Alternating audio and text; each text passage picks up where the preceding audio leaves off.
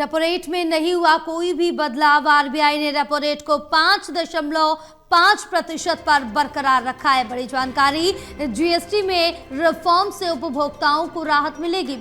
बड़ी अपडेट आप तक पहुंचा रहे हैं, जहां जीएसटी में कोई भी यहां पर रेपो रेट में कोई भी बदलाव नहीं किया गया। 5.5% बरकरार है रेपो रेट।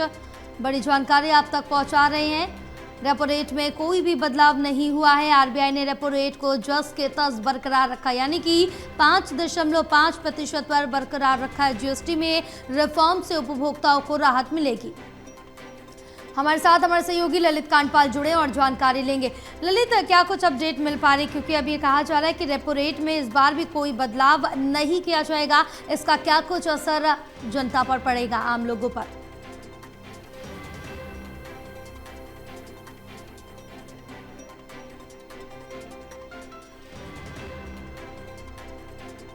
ललित, आप तक आवाज पहुंच रही है हमारी?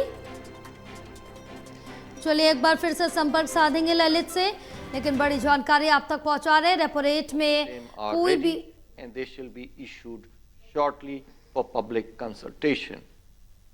They should certainly aid simplification. Second, it is proposed to provide greater flexibility to banks for opening and maintaining transaction accounts of borrowers, that is current accounts, CC and OD accounts.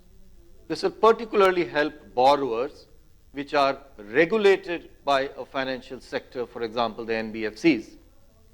Restrictions with regard to collection accounts are also proposed to be withdrawn. The export sector is a vital part of India's economy.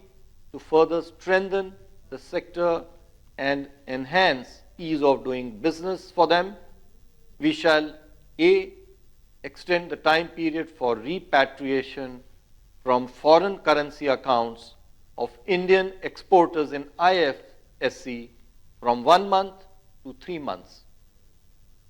B, increase the period for forex outlay for merchanting trade transactions from 4 months to 6 months.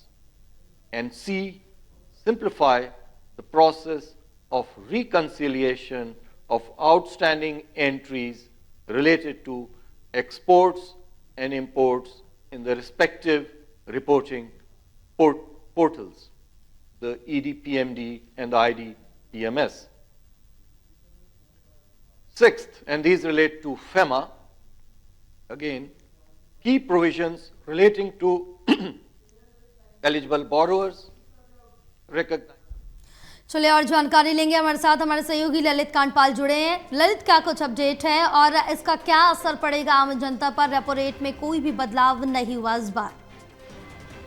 देखिए जय, ये आज हम देख रहे हैं कि किस तरीके से रेपो रेट में कोई बदलाव नहीं हुआ है। रेपो रेट में रिजर्व बैंक इससे पहले 2 बार लगातार बदलाव कर चुका है जी। और 2 बार जो है रेपो रेट को कम कर चुका है।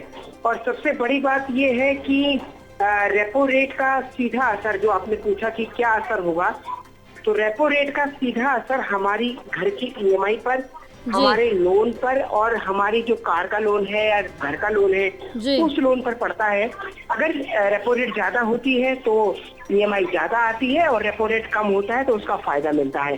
तो आज जो है रिजर्व बैंक ने, हालांकि त्योहारी सीजन में उम्मीद ये थी कि रेपो रेट कम होगी, लेकिन कई जानकारों ने ये कहा था कि इस बीच जो है महंगाई स्टेबल है, तो ऐसे में ये जो पुराना रेट है वही जारी भी रह सकता है। तो आज कुछ ऐसा ही देखने को मिल रहा है कि पुराना रेट जारी रखा है रिजर्व बैंक ने। और अब देखना होगा कि जो अगली तिमाही है उस पर क्या कुछ निकलकर सामने आता है। जी बिल्कुल ललित, तमाम जानकारी साझा करने के लिए बहुत शुक्रिया आपका।